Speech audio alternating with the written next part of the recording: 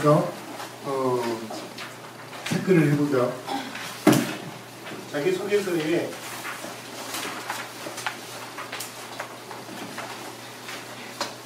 제가 샘플을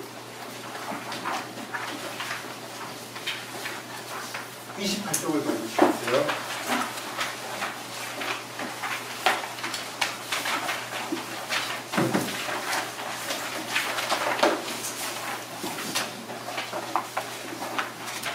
쪽에 보면 우선 이제 그 서울대학교 화학과 지원자의 글을 한번 읽고 이 글이 학업 역량과 잘 연결되어 있는지 그 다음에 전공에 대한 그런 연결고리가 보이는지 그런 것들을 한번 살펴보도록 하겠습니다.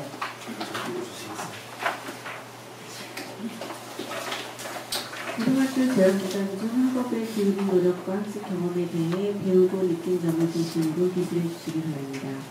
저는 고등학교 3년 내내 실수를 줄이기 위한 도전을 했습니다. 그리고 그 과정은 저에 대한 이해와 삶의 태도 형성이라는 측면에서 저를 크게 성장시켰습니다. 도전은 1학년 1학기 중간고사에서 틀린 9문제 중 실수로 틀린 것이 7개나 되며 그중 3개는 수학에서 실수한 것임을 알게 되면서부터 시작됐습니다. 저는 실수를 줄이는 방법에 대해 조언을 구하기 위해 다른 선생님과 상담을 했고 선생님께서는 150%의 노력을 하라고 하셨습니다. 이에 저는 교과서 본문을 옮길 수 있을 정도는 100%, 백과사전 등을 이용해 본문의 개념들을 더욱 깊게 이해하는 것을 50%의 노력이라고 생각하고 공부에 나갔습니다. 그 결과 성적은 올랐지만 수학에서 실수를 범하는 일이 여전했습니다. 저는 실수를 줄이는 것에 대한 근본적 해결책을 위해 진로 선생님께 도움을 청했고 선생님께서는 MBTI 성격 보고서를 통해 제가 감정의 영향을 많이 받는 INFJ에 형성하는 것을 알려주셨습니다. 이후 저는 시험 직전 나비의 꿈과 같은 좋아하는 시를 읽는 것을 통해 긴장을 풀고 좋은 기분으로 시험을 치르는 방식을 시도했습니다. 그래서인지 저는 평소 풀지 못했던 수학 서술형 마지막 문제까지도 해결할 수 있었습니다. 하지만 채점 결과 오히려 쉬운 부분에서 실수가 더욱 쏟아져 나오는 것을 보고 저는 제 노력이 마치 도박처럼 느껴지기도 했습니다. 그렇지만 저는 포기하지 않고 어떻게 하면 좋은 기분 속에서도 차분할 수 있을까를 고민하다가 부동의 심리학이라는 책을 찾았습니다. 이 책을 읽고 긴장이 될 때나 시험 직전에는 명상을 통해 내 활동을 자연스럽게 두는 시간을 가지려고 했습니다. 이러한 관찰과 도전이 계속되자 3학년 1학기 중간고사 때에는 실수로 틀린 문제가 2배로 줄어든 덕에 수학 점수가 올라 전 과목에서 1등급을 받을 수 있었습니다. 저는 이 시간을 통해 문제 상황을 객관적으로 관찰하는 태도를 몸에 새길 수 있었으며 그에 따른 대안을 모색해 나가는 과정을 포기하지 않는 자세를 배울 수 있었습니다. 네, 고맙습니다. 이 학생의 글을 보면 시야가 넓은 학생으로 보여요? 좁은 학생으로 보여요? 시야가 넓어요? 좁아요? 거기에 따라서 다르죠. 수박을 보고 크다고 생각하는 사람이나 작다고 생각하는 사람 있을 수 있으니까요.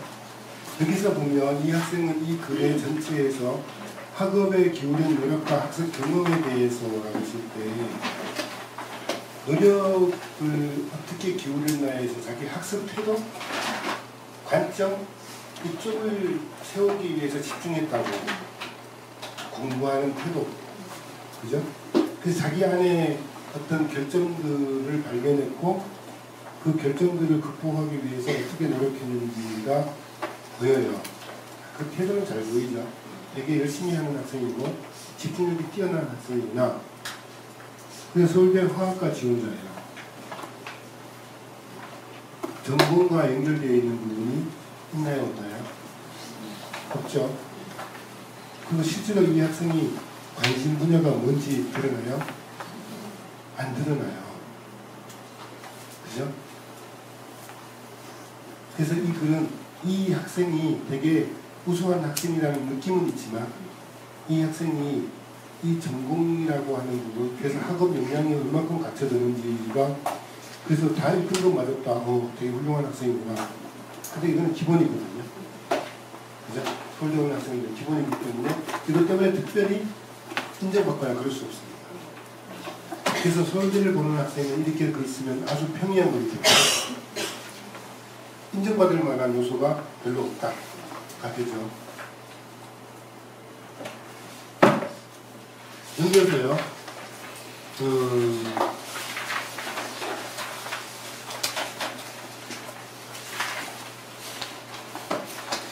서울대는 보면 지금 계속 보죠. 뒤에서 봅시다. 32쪽을 봅시다.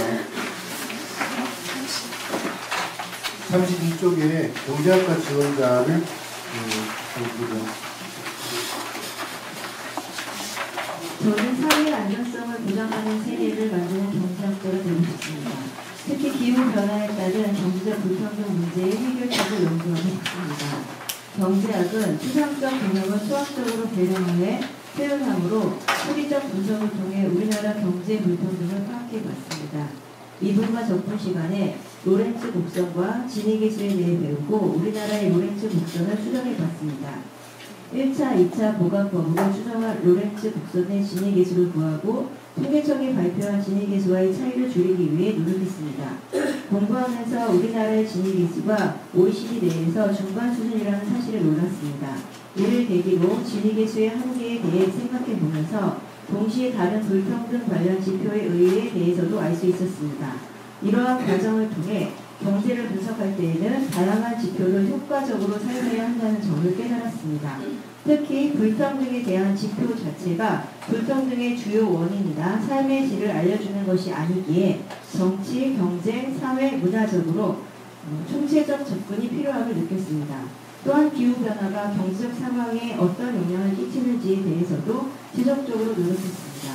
기후변화와 경제적 불평등 사이의 상관성에 의문을 가졌기 때문입니다.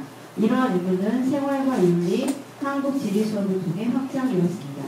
생활윤리 주제 토론 활동을 하면서 개발도상국의 지속 가능한 경제성장 방안에 대해 고민해봤습니다. 한국 지리 시간에는 미세먼지의 심화로 인한 사회 문제를 탐구하면서 기후변화가 진행됨에 따라 소외된 계층이 겪게 될 어려움을 파악했습니다. 그 밖에 영재반 활동을 하면서 기후변화를 주제로 다양한 강연을 듣고 교내 축제 때 행위예술을 꾸며 기후변화의 심각성을 홍보하는 활동을 했습니다. 이 활동에 참여하면서 기후변화의 심각성을 직접 느낄 수 있었고 이후 만화를 보는 기후변화의 거의 모든 것을 읽고 과소비가 지구온난화 유발 요인이 됨을 알았습니다. 이를 통해 경제적 약자를 고려하는 새로운 경제체제의 필요성을 느꼈습니다. 네. 앞에 읽은 학생의 글과 이 학생의 글은 상당한 차이가 있죠. 어떤 차이가 느껴지시나요? 구체적으로 자기가 어떤 노력을 학업 역량을 키워왔는지가 세밀하게 설명되어 있죠.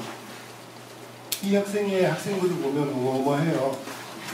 학생글을 보는 순간에 제가 처음에 얘는 서울대 가겠구나 라고 딱 생각했어요. 그리고 한번 수업을 해보고 서울대 갈 친구, 이런 얘기하면 좀 그런데 서울대 갈 친구들은 수업을 딱 한번 해보면 내가 서울대 갈지 안 갈지를 딱 와요. 그런 자질이 느껴져요. 자질이. 그러니까, 네? 네.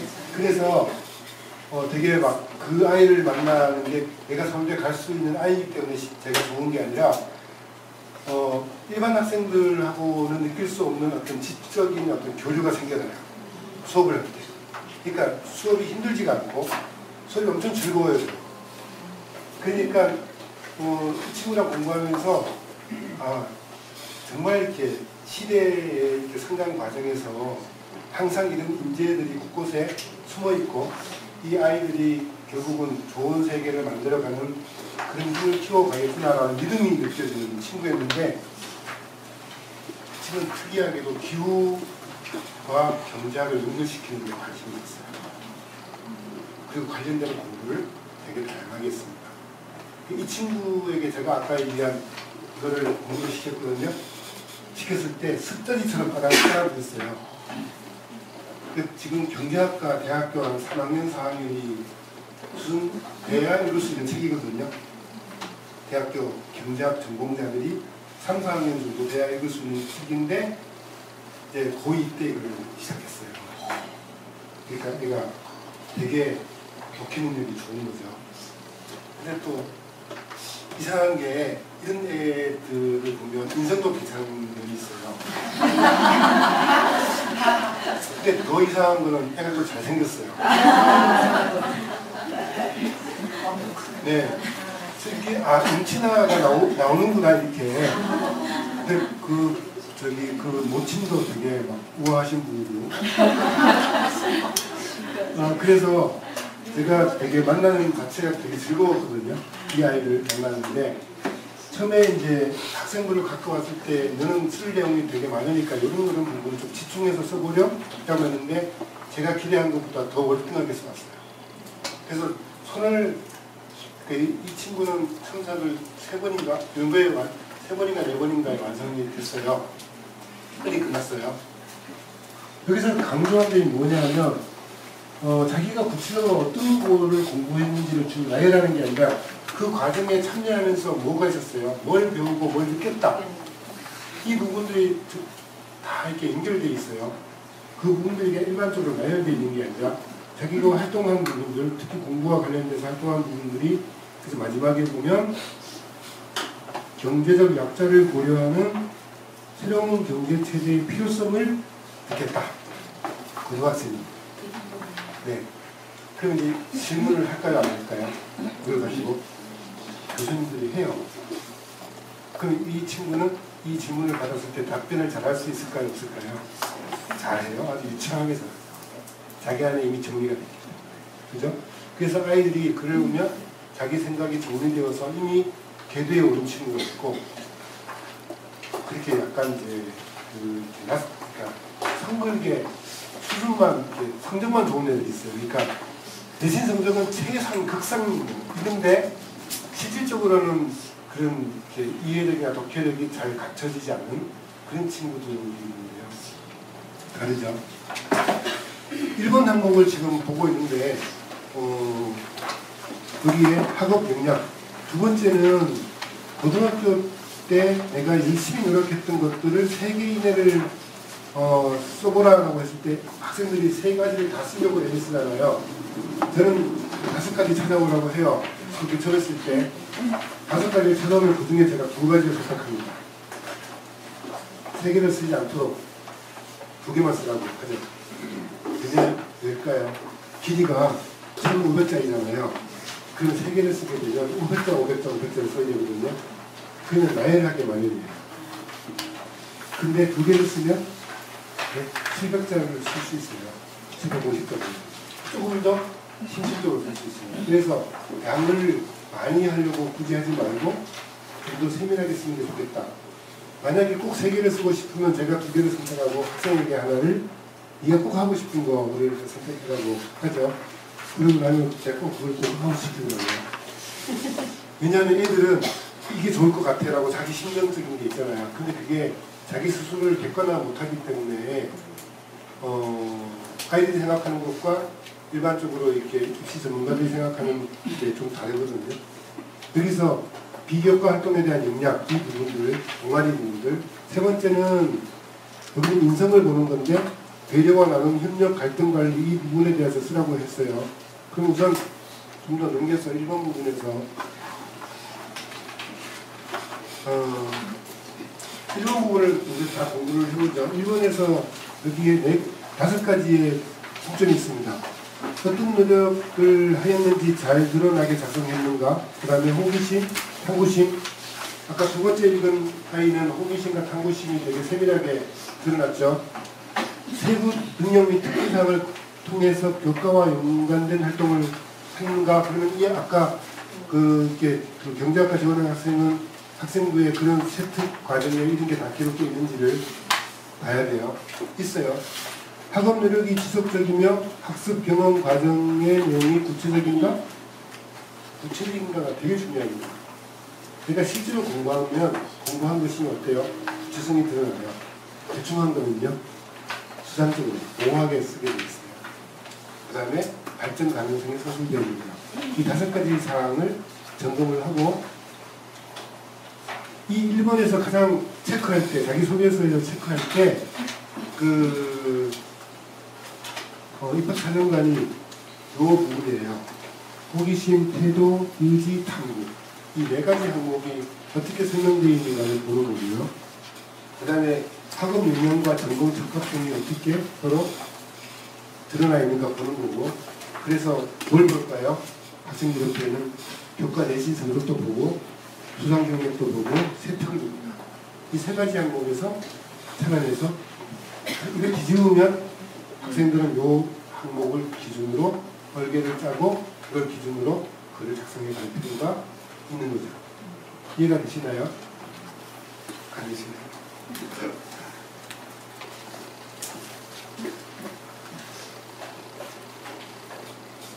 2번을 봅시다. 고등학교 재학 기간 중 내가 열심히 했던 게 뭐지? 잘 찾아내야 돼요. 주로 비교과 활동에 대한. 그래서 우리가 학생부의 특히 학종의 장점 중에 하나가 2번이거든요. 내신 성적이 좀 안 좋아도 우리가 이렇게 지금 이제 대학교의 홈페이지에 가보면 작년 입시 결과를 다 공개해요. 어떤 학생들이 지원했고, 지원자 전체 학교 내신이 어땠고, 경쟁률이 어땠고, 합격선에서 어떤 선에서 합격을 했다, 이게 다 나오거든요. 다 나오는데 그걸 잘 보시면 말도 안 되는 내신이 합격한 게 있어요. 그러니까 예를 들어서 특강대 같은 경우는요, 학종으로 이렇게 하면 내신이 몇 프로 정도에서 당락이 좌우되냐면 1.5를 안 넘어요. 1.5 이내가 돼야 특강대를 들어갈 수 있거든요. 보통. 근데 2점대가 들어갈 때가 있어요. 심지어 3점대가 들어가요. 이유는 2번 때문이에요. 되게 매력적인 활동들이 있어요. 그리고 아까 얘기한 자기 주도적이고 창의적인 이런 부분들이 분명히 드러나요. 그러면 내신이 조금 밀리더라도 그 활동이 되게 충실하게 잘 있으면 그게 강조점이 되니까, 그래서 이 2번 항목을 잘 쓰면 1번 항목이 좀 부족하더라도 충분히 커버할 수 있습니다. 그래서 학생부의 매력 중에 하나니까, 학종의 매력 중에 하나가 2번 때문에 있거든요. 여기에 오인학년이 맞죠? 고1 때부터. 근데 입시 전문가들의 얘기를 들으면 고1 때부터 하면 늦다고 해요. 중학교 때부터 미리 그 기초적인 거를 쌓아라고 하거든요. 제 생각은 중학교 때 관련되는 독서를 해야 될 필요가 있고, 예를 들어서 독서의 바탕이 없는 친구들이 고등학교에 와서 뭔가 자기 전공과 관련된 그런 활동을 해가려고 하면 되게 낮은 수준의 프로젝트를 하게 되거나 그렇거든요. 그리고 우리 이제 그 주요 대학들, 서울 시내에 있는 주요 대학들이 고등학생들을 대상으로 무슨 대회를 많이 해요. 그죠? 이과, 문과 상관없이 대회를 많이 합니다. 서울대 정치외교학과에서 주관하는 대회가 있어요. 그러면 거기서 이렇게 10회짜리에, 10번짜리에 강의를 듣고 나서 강의에 참여한 학생들이 그에 관련된 활동들을 하는 거예요. 제한 인원을 40명을 뽑습니다. 어떤 학생들이 거기 갈까요? 주에 한 번씩이고 주말에 가거든요. 10번을 가게 돼요. 어떤 학생들이 갈까요? 학교에서 찍어서 보내요. 그죠? 그래서 그런 아이들은 어떨까요? 그 학교에서 그 프로그램에 참여했기 때문에 자소서 쓸 때 어떨까요? 그걸 되게 중심적으로. 그걸 그대로 쓰는 거는 금지예요. 외부 활동을 통해서 뭔가 상을 받았다거나 업적을 막 그런 어떤 그 자랑하는 건 금지인데, 어떻게 쓰냐면 내가 이런 자율 동아리를 만들게 된 계기는 서울대 정치외교학회에서 주관하는 이러이러한 프로젝트에 참여해서 활동을 하다가 보니까 이런 문제점을 느꼈고, 그 문제점을 구체적으로 해결해 보기 위해서 학교에서 이런